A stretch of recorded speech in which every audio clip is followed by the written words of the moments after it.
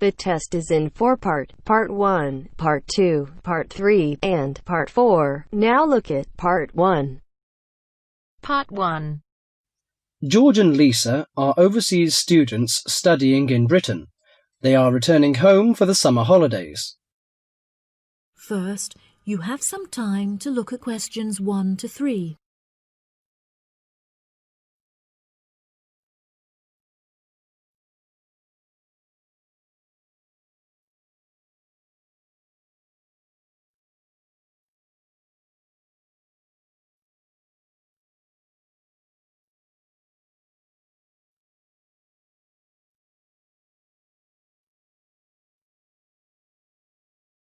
That'll be $23. Right, there's your change. Have a nice trip. Oh, I'll just get your bags out of the boot. Thank you very much. Now, George, let's find the check-in desk. Yes, but with all the changes they have made here at the airport, I'm not sure where the check-in desk is. I know, it's strange, isn't it? Why don't we ask for help? Good idea. What about that man sitting down over there? Which one? The one with the hat on and in the trolley? No, the one with the uniform behind the table. I'll ask him. Excuse me, could you tell me where the check-in desk for France Air is, please? Oh, let me think. The best way to get there would be to turn left at the end there, where the cafe is, and then go straight ahead until you're opposite the departure gates entrance. Oh, no. Sorry. It might be quicker to turn right as soon as you get past the cafe, and keep going along the corridor until you come to the sliding doors at the end. On the left. Yes, that's it. All the check-in counters are in a hall there. I'm pretty sure France Air is directly to your left as you walk in the hall. Thanks a lot. So, it's the left past the cafe and then right opposite... The bookshop. You can't miss it. Come on then, Lisa. We don't want to be late, and I want some time to get a cup of coffee and look around the bookshop. Okay, George, but I want to go to the restroom first. I'll meet you at the check-in desk.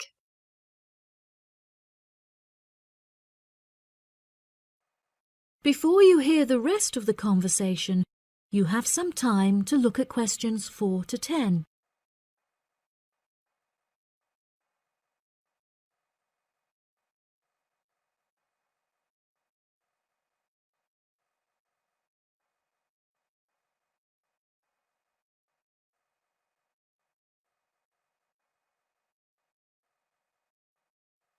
Now listen and answer questions 4 to 10. Good morning. Can I help you? Yes, I would like to check in for flight FA492. Very good. Can I have your ticket and passport, please? Oh, yes, here you are. Okay, thanks. If you could just put your suitcase on the scales. Oh, I have this extra box that I want to take as well. Okay, well, that's extra luggage, so I'll have to get you to fill out an excess baggage declaration certificate. It'll cost extra, I'm afraid. Let me see. $40 exactly, if the total value of your contents is under $400. Oh, well, what's the form for? It's just a form you have to fill out so that if there are any problems, we'll know where you are and how to contact you. So, if you can give me a few details, I'll key in the information. Okay then, your passport says your name is Lavier. Is that right? Yes, George Lavier. George, Lavillieres.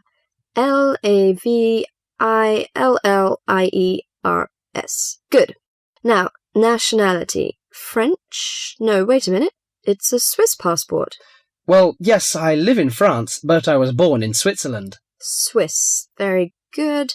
Flight number FA492. Destination is... Paris.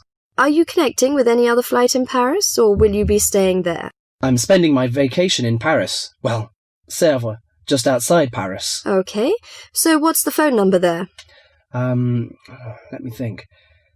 The country code for France is 33, and the number is 198614537. Right, so that's 331-9861-4537. Yes, that's it. And can you tell me briefly what you have in the box? Well, there are some books, just university textbooks from last semester, some clothes, and, my computer disks. Okay, thank you. And what would be the approximate value of the contents? Quite a bit, actually. About $150. That's all. There's your receipt for the box, your passport and ticket, and here is your boarding pass. Gate 7. You can board the plane in about 35 minutes. Have a nice flight. That is the end of part 1. You now have half a minute to check your answers.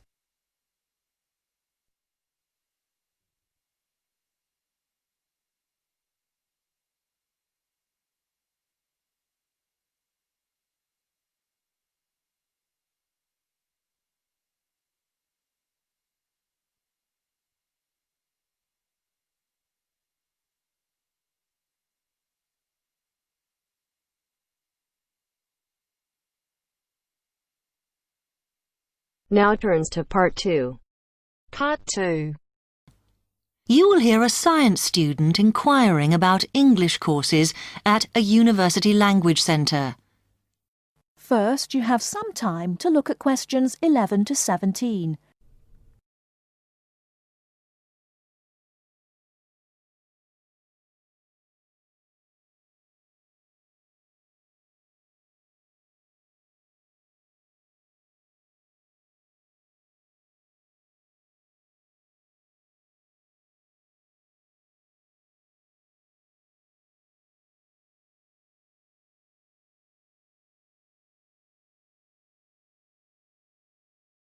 Now, listen carefully and answer questions 11 to 17.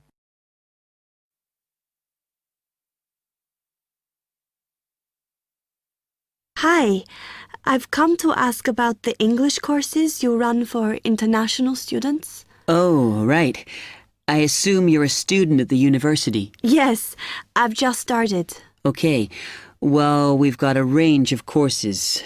It depends what you think you need and how much. Oh.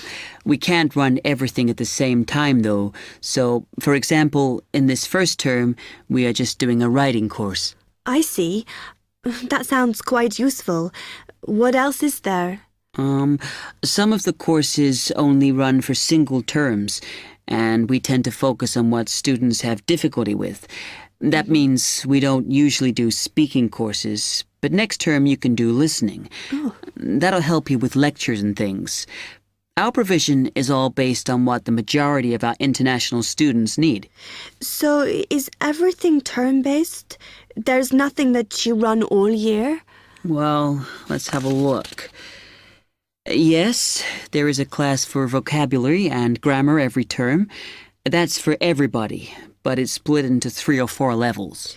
And what about in the holidays? We don't do anything during the winter or spring break. Oh.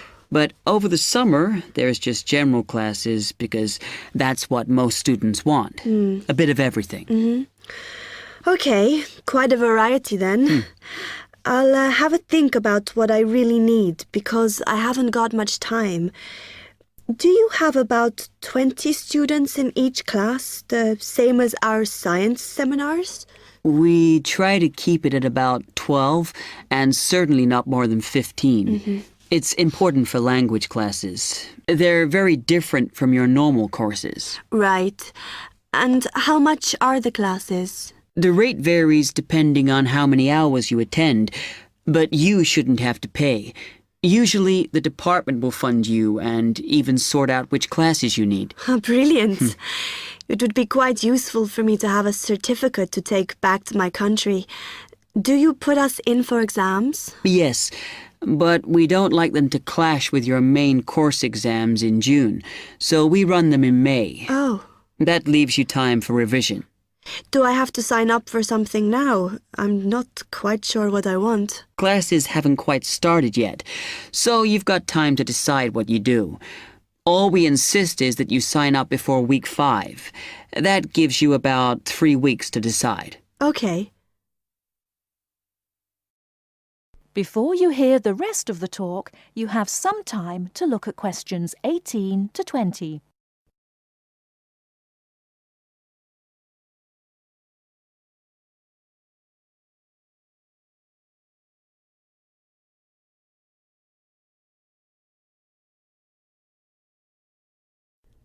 Now listen and answer questions 18 to 20.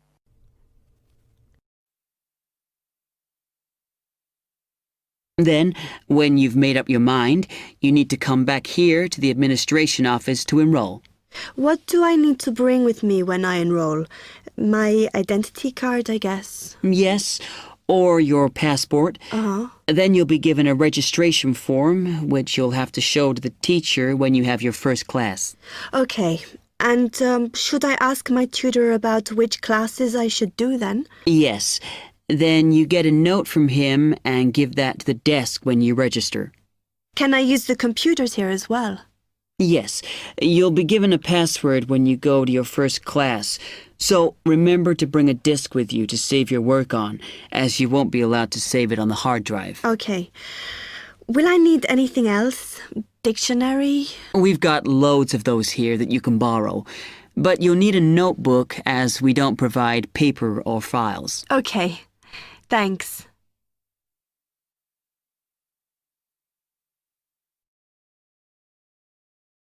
That is the end of part 2. You now have half a minute to check your answers.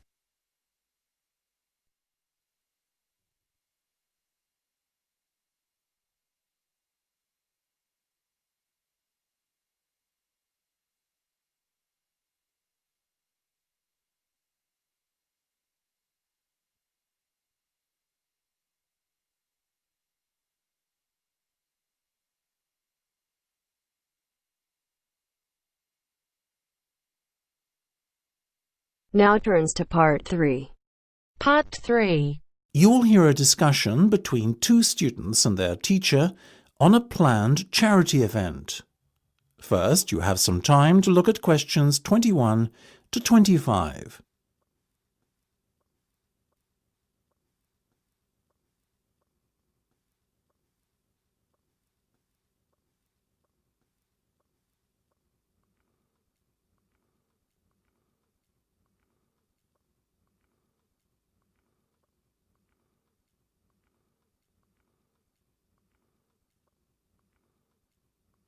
Now listen carefully and answer questions 21 to 25. So, are you making any progress with your plans for our annual charity event? I guess first things first, have you decided what charity it will be in aid of this year? We're thinking about Help the Children Africa, sir.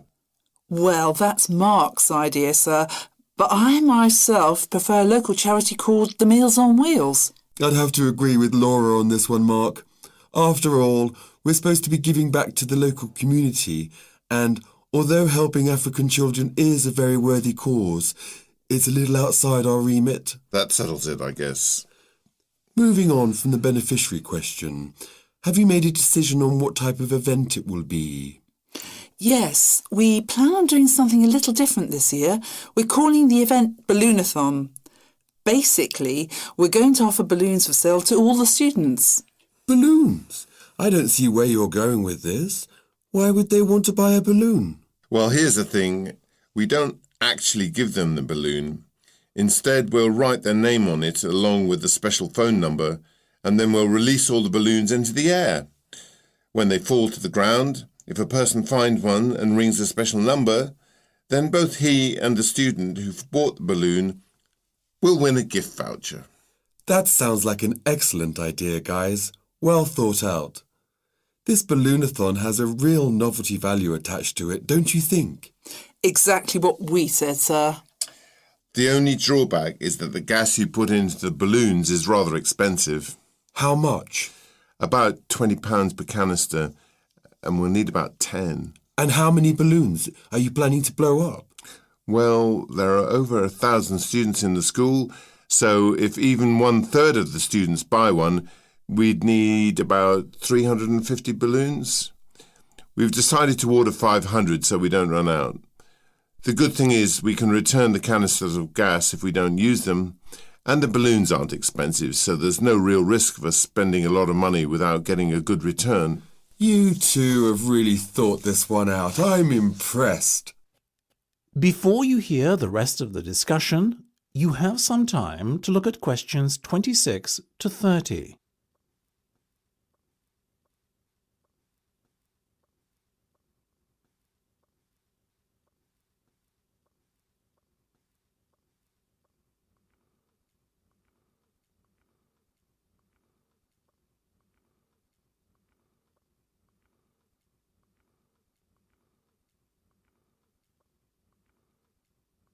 Now listen and answer questions 26 to 30.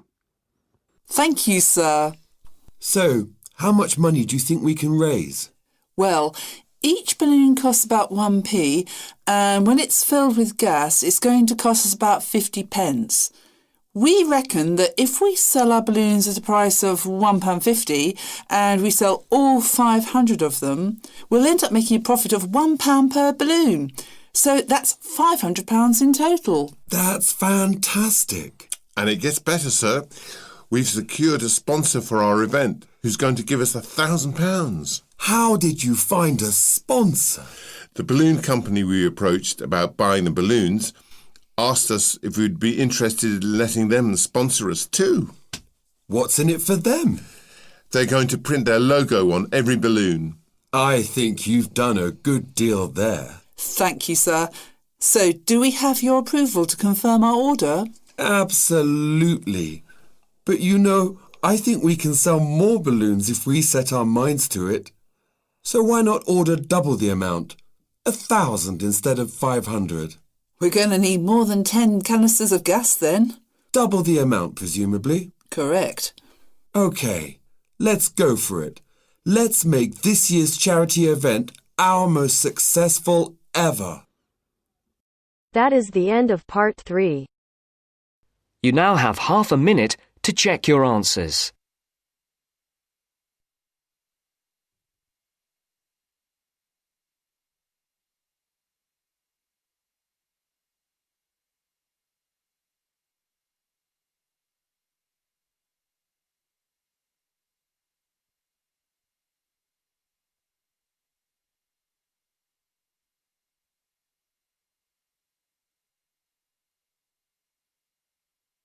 Now turns to part 4. Part 4. You will hear a lecturer in education talking about some experiments done in the USA to investigate the effects of reducing class sizes. First, you have some time to look at questions 31 to 40 on pages 71 and 72.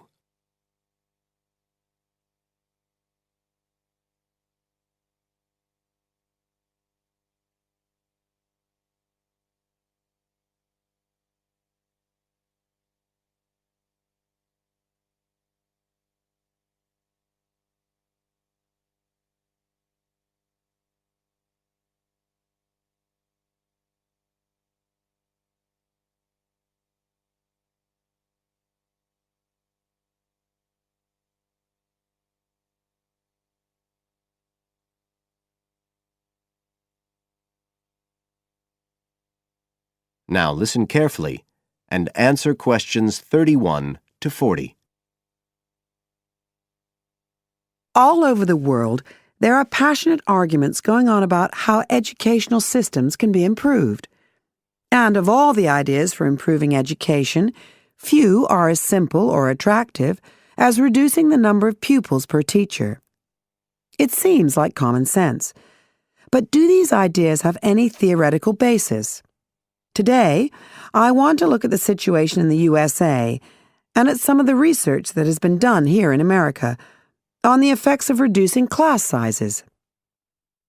In the last couple of decades or so, there has been considerable concern in the United States over educational standards here, following revelations that the country's secondary school students perform poorly relative to many Asian and European students.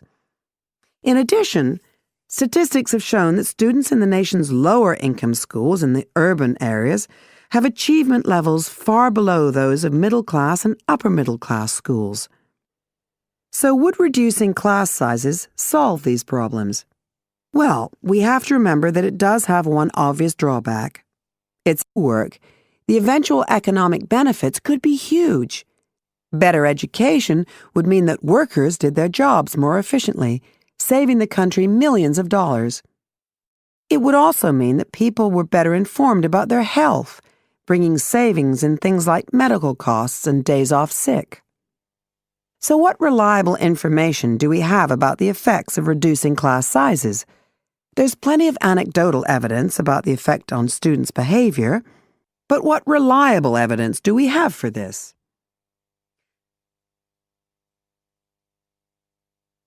Let's have a look at 3 research projects that have been carried out in the USA in the last couple of decades or so. The first study I'm going to look at took place in the state of Tennessee in the late 1980s. It involved some 70 schools. In its first year, about 6,400 students were involved, and by the end of the study, 4 years later, the total number involved had grown to 12,000. What happened was that students entering kindergarten were randomly assigned to either small classes of 13 to 17 students or regular-sized classes of 22 to 26. The students remained in whatever category they had been assigned to through the 3rd grade, and then, after that, they joined a regular classroom. After the study ended in 1989, researchers conducted dozens of analyses of the data. Researchers agree that there was significant benefit for students in attending smaller classes, and it also appears that the beneficial effect was stronger for minority students. However, there's no agreement on the implications of this. We still don't know the answer to questions like how long students have to be in smaller classes to get a benefit, and how big that benefit is, for example. The second project was much larger and took place in California. Like the Tennessee study, it focused on students from kindergarten through to grade 3, but in this case, all schools throughout the state were involved. The experiment is still continuing, but results have been very inconclusive, with very little improvement noted.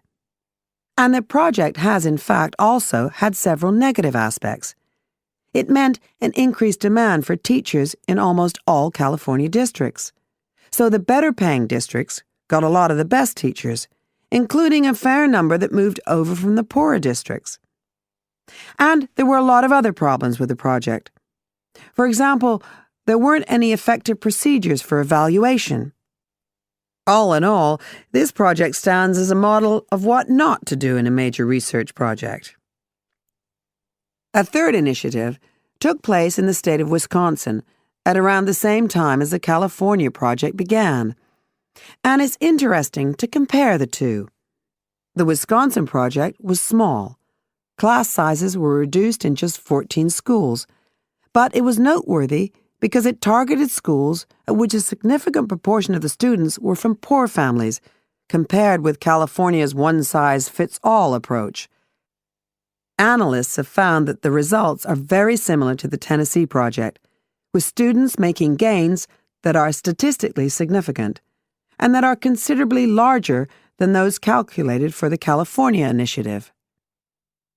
Now, I'd like to apply some of these ideas to the latest.